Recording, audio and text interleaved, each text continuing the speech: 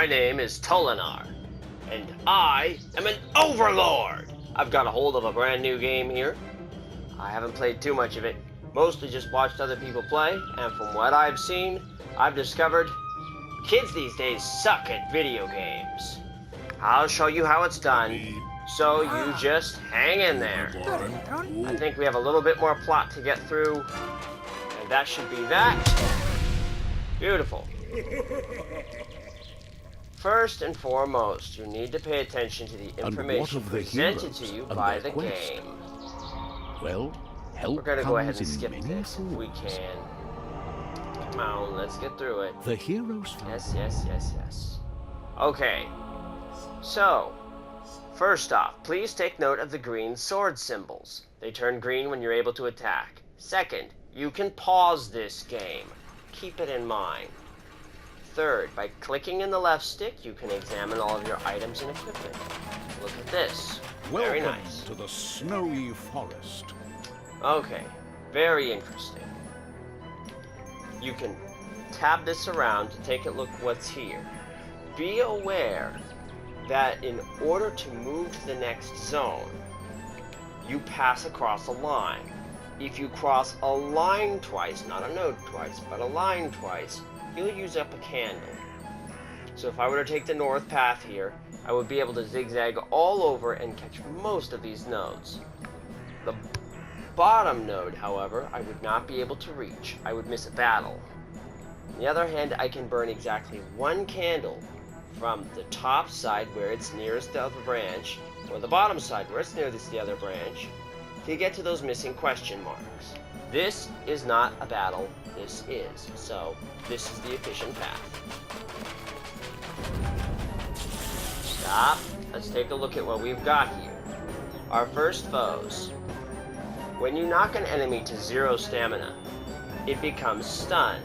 You can then knock it a long ways.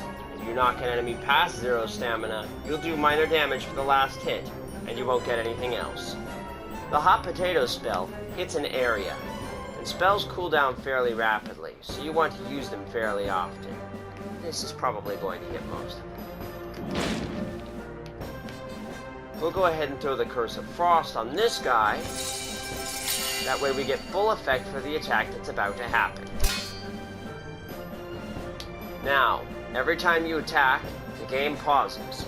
When you cast magic, the game does not pause.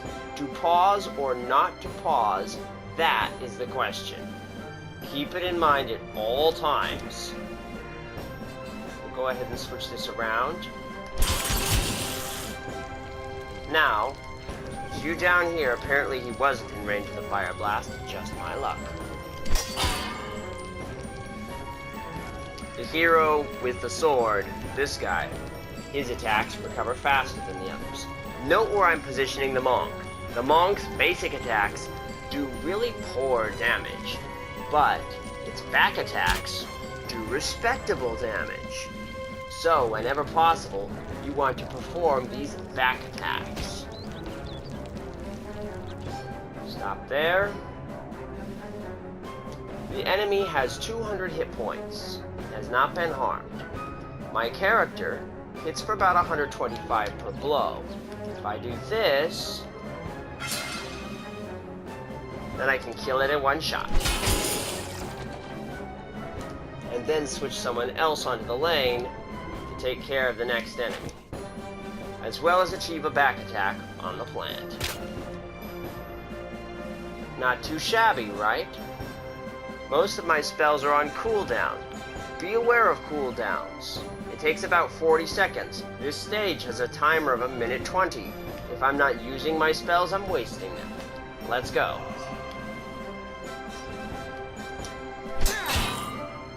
That thing up top, it doesn't have a knockback ability. You simply have to hit it as hard as you can. So I'm going to sub someone in to take care of that. That'll do. I could perform some more switches here, but what I really want to do is just throw him at that, so we'll do that next. Remember, as long as you're making an attack, you can switch the characters around any way you want. Here we have Fighter on the top, then Monk, and then Rogue. I can switch this, that, this, Wherever I want the characters to stand, by switching the lanes, it is possible to achieve that configuration. So, for this fight, let's move the monk to the bottom and put the fighter on the top. That'll do just fine.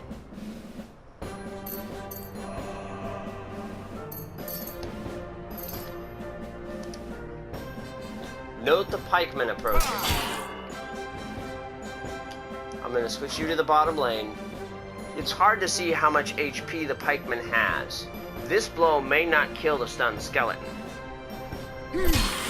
It didn't. We'll switch you down here and wait a moment for the pikeman to move in front of the plant. There we go. You can tell which character is in front of the others by examining the life bars. Some enemies don't have stamina, but they all have life bars. Whichever character's life bar is in the front is going to attack first. So we're going to hit this here. And switch you down. Note that I performed a crit. When you crit, your attacks go right through the enemy's guard. That one's dead. I can't really benefit by having the monk attack the plant. It won't do any damage. What I can do is send the monk to attack the middle line. See how far back the enemy is on the middle line? If I send the monk to attack the middle line, he'll be positioned far out, at which point I can retract him and have him attack everything from the back. It might even kill that enemy back there. There's a caveat to that though. Whichever character I switch in is going to have to attack soon, because until another character attacks, the monk is going to be stuck on the bottom line. Let's give it a try. First we position the monk out here. I may have done that a moment too soon. The shadows tell the tale. All we have to do is swap lanes. See how I didn't position myself behind him? I might get the hit, and I might not. I probably should have waited another moment. In any case, the foe that's been knocked airborne is the next to be attacked. I got him, but it wasn't enough to kill. Too bad. I'm going to over-attack this one. And again, I'll be able to perform a switch because of it. But I don't want to perform that switch because my warrior is also up and I want to move him to the bottom lane. If you want to move a lane to the unempty lane, for example, I want to put the fighter down on the bottom lane. Do it quickly. Move the other character to the open lane and then move the character you want to the open. Like that. Getting the hang of this will speed up your combats considerably.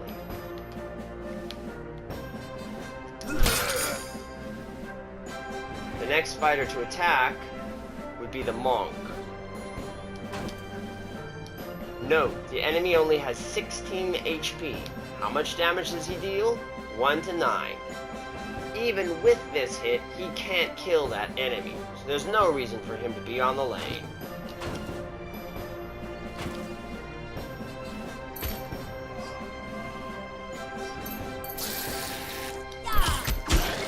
That one's dead.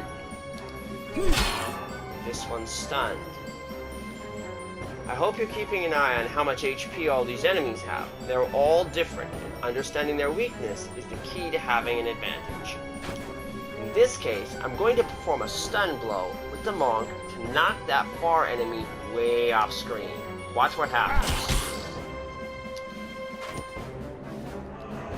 He doesn't go that far. The reason why? He's already at the back of the screen. Understand when attacking too soon simply wastes your time. Here, the fighter's in the front. He'll be able to attack twice with no problems before the enemy gets even close to him. The enemy in front has only 150 HP, which means on a hard hit, it's entirely possible that the warrior would kill him. This character, on the other hand, only deals 30 damage per hit, which adds up to 90. So, we'll use the amplifier.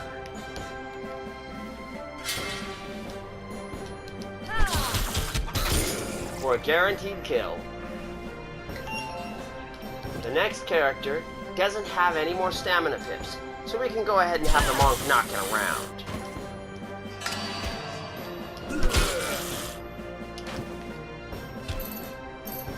There's no sense in relenting.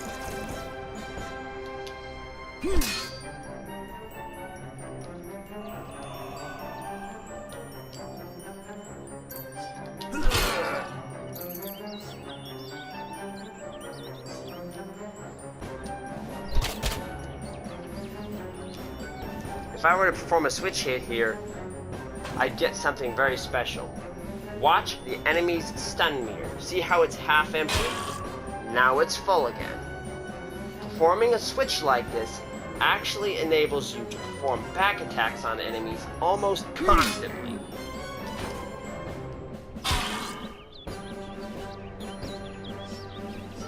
The monk will actually recover in time to back attack him again. The only problem is, once the enemy's dead, we gotta do something. So I'll go ahead and send him up there to knock off a stamina point. Then switch the fighter to wrap this up.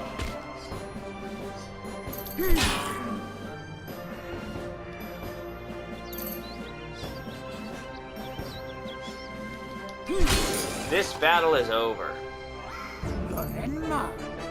I hope you learned a lot in this first video. See you in the next one.